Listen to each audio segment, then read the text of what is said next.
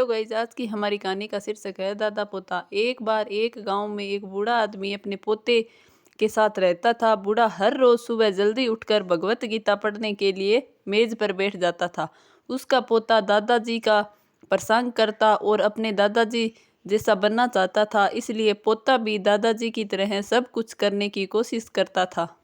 एक दिन पोता अपने दादाजी के पास गया और कहा, दादाजी, मैं आपकी तरह रोज मेज पर बैठकर भगवत गीता पढ़ता हूँ, लेकिन मैं इसे ज़्यादातर समझ नहीं पाता हूँ और जो कुछ भी मैंने समझ पाता हूँ, गीता बंद करने के साथ साथ ही मैं उसे भूल जाता हूँ।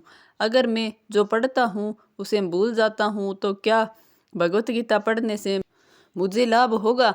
दादाजी एक कोयले की टोकरी पकड़े हुए थे। उन्होंने पोते की तरफ देखा और उसे कोयले की टोकरी देते हुए कहा, नदी पर जाओ और मेरे लिए एक टोकरी पानी लेकर आओ।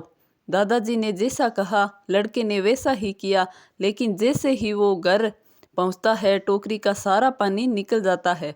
दादाजी ने मुस्कुराते हुए कहा, वापस पानी लेने के लिए नदी में जाओ और फिर से कोशिश करो, लेकिन इस बार थोड़ा जल्दी चलने की कोशिश करना। लड़का मान गया और इस बार नदी से पानी लेकर जल्दी घर पहुंचने के लिए तेज भागा।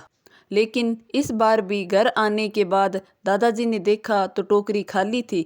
दादाजी ने पोते को फिर से कोशिश करने के लिए कहा, लेकिन हर बार रास्ते में टोकरी से पानी निकल जाता है और टोकरी खाली हो जाती है।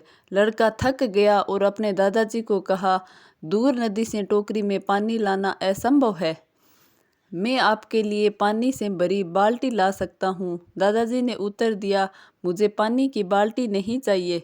मैं चाहता हूँ तुम उस कोयले की टोकरी में ही मेरे लिए नदी से पानी लेकर आओ और पूरी कोशिश करो।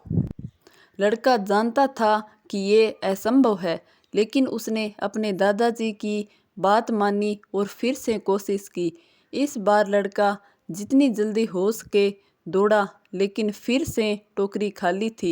लड़का थक गया और उसने अपने दादाजी को कहा, दादाजी, इस टोकरी से नदी में से पानी लाने मेरे लिए असंभव है। दादाजी ने उत्तर दिया, तुझको लगता है कि ये असंभव है, लेकिन जरा टोकरी को ध्यान से देखो। लड़के ने टोकरी की ओर देखा तो टोकरी बहुत साफ सुथरी दिख रही थी। उसने देखा टोकरी से कोयले के सारे दाग हट गए हैं। अब कोयले की टोकरी अंदर और बाहर से साफ हो गई थी।